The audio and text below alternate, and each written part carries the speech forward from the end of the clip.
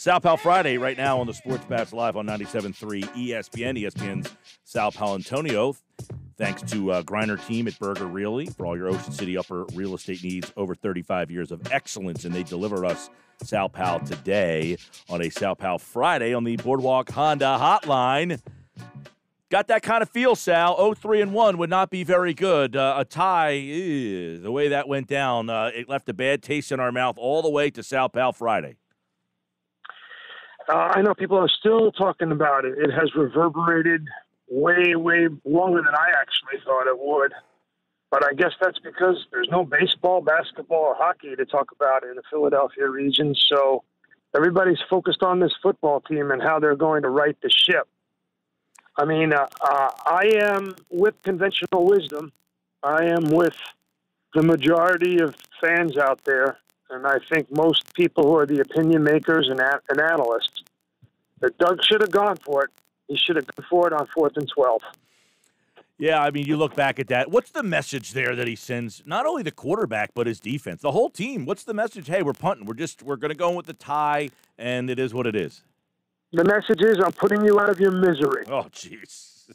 Right? This season is putting us out of our misery. How did it get here? What happened? Well, I think it starts, and, a large portion of the blame has to go on the play of the quarterback. You know, if your quarterback turns the ball over, you don't have a chance to win. We see that with young quarterbacks. We see it with old quarterbacks. We see it time and again in the National Football League. It is the worst kind of turnover from the quarterback. It's very demoralizing. And I think it starts with Carson Wentz. And until he picks up his play, and he's got to be more accurate, he's got to be much more consistent, he's got to be a better leader on the field. And I'll say this, Mike Gill. Mike, when Doug Pederson says we're going to punt, where was Carson Wentz? Why didn't he say, no, we're not punting, we're going for it? Why didn't he, Nick Foles wouldn't have punted. Whoa, all right, let's get to that conversation then, because Nick Foles... I mean, I guess I'm being a little facetious, but I'm saying, Nick Foles is the kind of guy who goes to the sideline and says, you want to run Philly? Right, exactly. At the goal line in the Super Bowl? Did you put it? Bill Belichick? You want to run Philly? He's not the kind of guy that says, yeah, let's punt it. There's a couple good points there. What happened to that Doug Pederson, the aggressive guy that did these things, and then all of a sudden he punts on 4th and 25? Is that a concern? Yeah, well, I think it's a function, right, of where his team is right now. Jeez. It's showing that I guess he doesn't have the confidence in his team all that much either, and I think that's the message. Did you take anything from Nick Foles' comments? That's really super sad. Really is. It is. And then Nick Foles this week, he's playing Frank Reich, and he said, Frank's the guy who got me. Did you take anything from those comments? Of course. I sent them to you and said, hey, Mike Gill, check this out. What do you think this means? I mean, for him to diss Doug Pederson like that, for him to come right out and say, Frank Reich is the guy who really understood what I could do. Wow. Yeah. I mean, that was very, very telling. Because Doug Pederson made the choice to keep Carson Wentz and let Nick Foles go.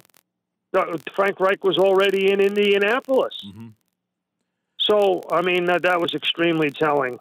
And I have not been part of the Zoom calls because I've been doing other stuff. I've been dealing with the Tennessee Titans situation and the NFL matchup show. But I'm surprised I didn't read the full transcript today. I don't think Doug was asked about that today at all, and he should have been asked. He was not. I have the transcript up here in front of me, and no, he did not get asked about that. What he was asked about... That's amazing. Yeah. That is amazing. The first thing I did when I saw those comments from Nick Foles is, I got to email these to Mike Gill. I did get that email. I emailed you back today, by the way, and... The well, question. That's only 2 days later, Michael. I know you're a busy guy. The questions he was asked today, though, Sal, were regarding his injury situation and who he will have available. I mean, Deshaun Jackson, can't count on the guy. J.J. Arcega-Whiteside, don't think you even want to count on the guy. There's a strong possibility they're going to roll out there with Greg Ward and John Hightower on Sunday night. Not good. Wow.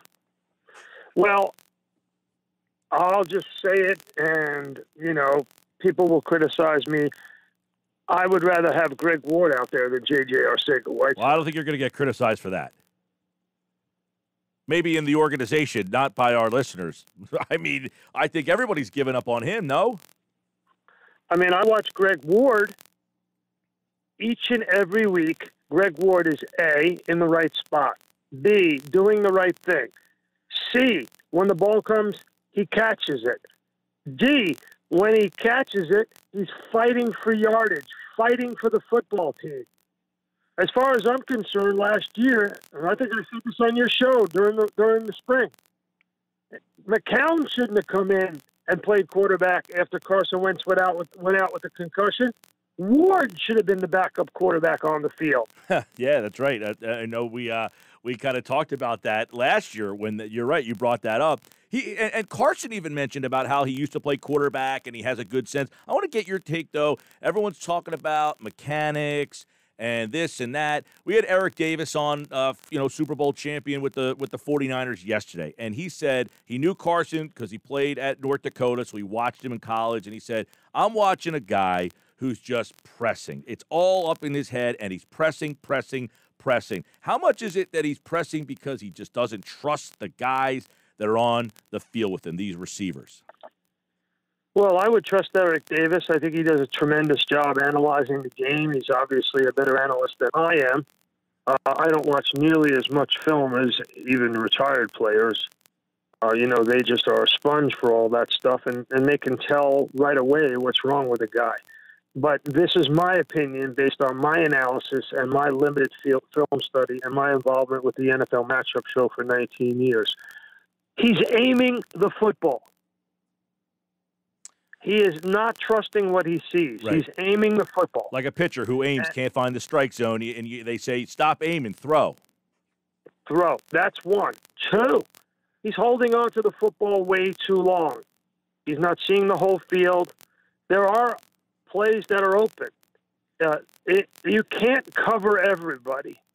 Guys will be open. Find the open man. There are very, very, very many instances where he just does not see open guys. Mm-hmm.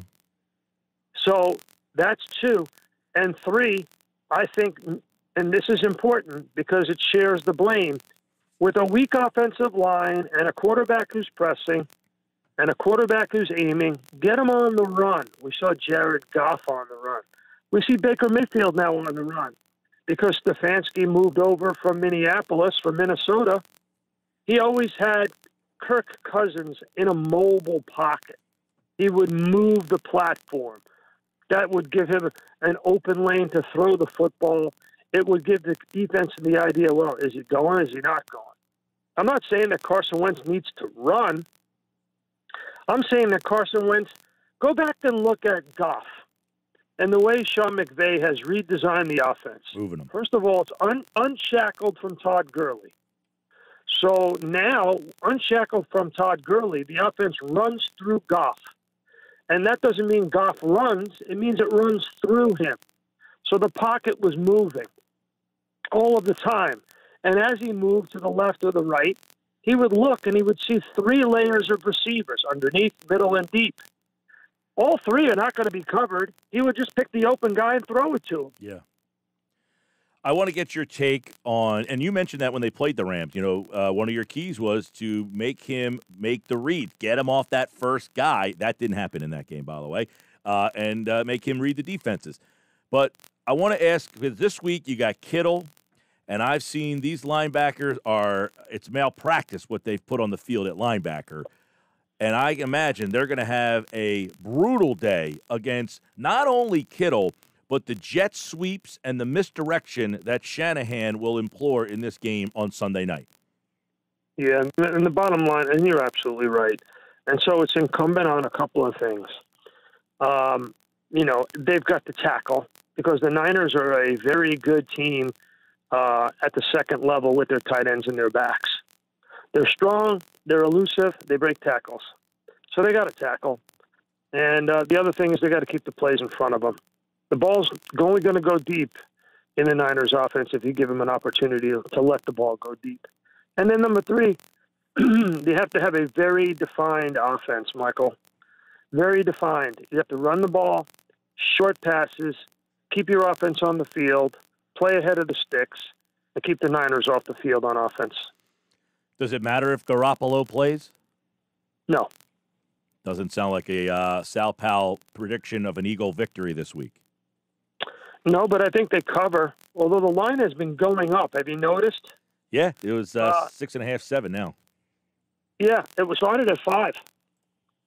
It started at 5, and all the heavy money went to the Niners. Yeah. And as a result, the line went up, and now it's at 7. I know it was 6.5 yesterday when I was on with ESPN Radio in California. Yep. Actually, opened, it looks like at 3, it's up to 7. Jeez. Oh, boy. I did not see that. Yes. Open 3. It is 7 across the board on every app that I can find. So, yeah. Well, that's amazing. And I'll tell you why it's amazing.